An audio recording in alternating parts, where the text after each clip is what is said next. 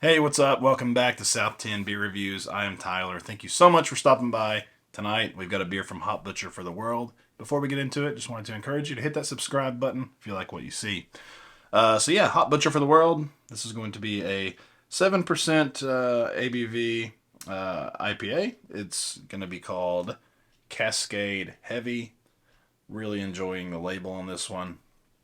And this one is hopped with Cascade, as you might have guessed, and Citra. So, yeah, should be tasty. We won't really look at the tasting notes there. This was canned on April 27th, so not even a month old at this point, like 3 weeks or something. Um, we're going to use our Hot Butcher glass. So, this was sent to me from Hot Butcher.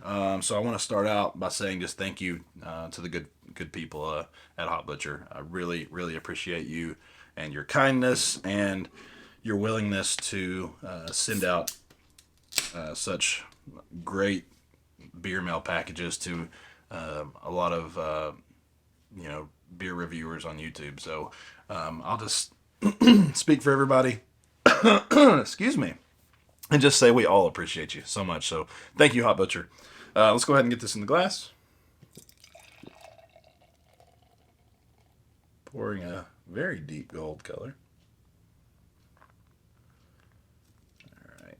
So is this going to be more of a West Coast type of IPA or not? I mean, it's still pretty hazy, but not really to the degree that a lot of their other stuff is. It's like a deep gold color. Almost has a hint of like an amber color to it, but finger's worth, off-white head, already getting some lacing there. Pretty tight bubbles though.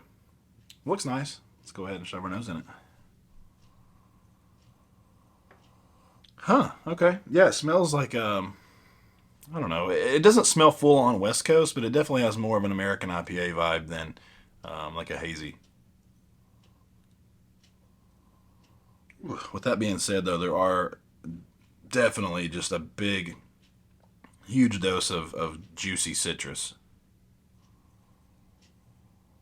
A little bit of pithy grapefruit, but it's got a big orange character, like orange juice, orange peel. It's got a little bit of a pineapple vibe, too.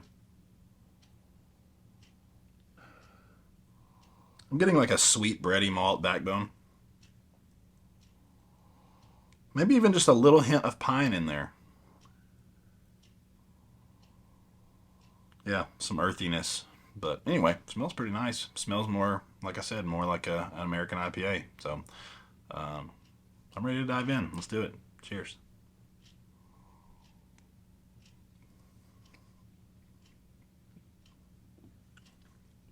And that's what it is. Oh, yeah.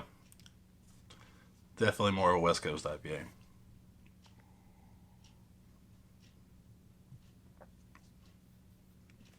I've said this before, and I'm really enjoying like the new school West Coast IPAs. I feel like they've scaled back on the bitterness, focused a lot more on the juicy aspect, and they've also cut down on the malt character. Like it's more of a, I don't know. I feel like they're using less of the caramel malt or crystal malt. Taking away some of that. You try some of them and they're just too sweet.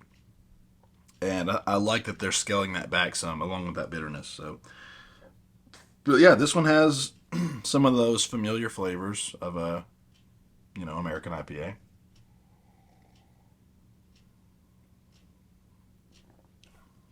Definitely getting some orange, some grapefruit, a little bit of pineapple. It's dry. It's got a light or lighter mouthfeel, probably lighter side of medium on the mouthfeel, but it's got a crispness to it. It's got a clean, I don't know, refreshing type of mouthfeel. It's got a decent carbonation, but not a lot. Like if I was going to compare this to a New England IPA, just about the only thing I could compare to it would be the bitterness. Like it's pretty light on the not the bitterness. I'm sorry, the carbonation. It's very light in the carbonation. but it is a dry beer. It's very crushable for what it is, especially being 7%. I mean, I'm not picking up on the ABV. Um, you know, if somebody were to ask me, I would say it drinks like a 6 or 7%er, which, in my opinion, don't come across boozy. You're not able to pick up on the alcohol, but it's tasty. It really is. It's got a bit of a pininess to it. It's got a little bit of an earthiness. Um, you know, it's got a slight dank character to it.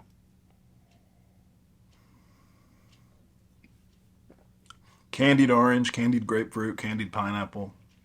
Like the malt character, to me, is still lending a little bit of sweetness to the fruity hops and kind of giving it a little bit of that candied, like, um, you know, like, I don't know, I'm thinking like sugared, like sugar covered orange or something, or citrus, whatever you want to say.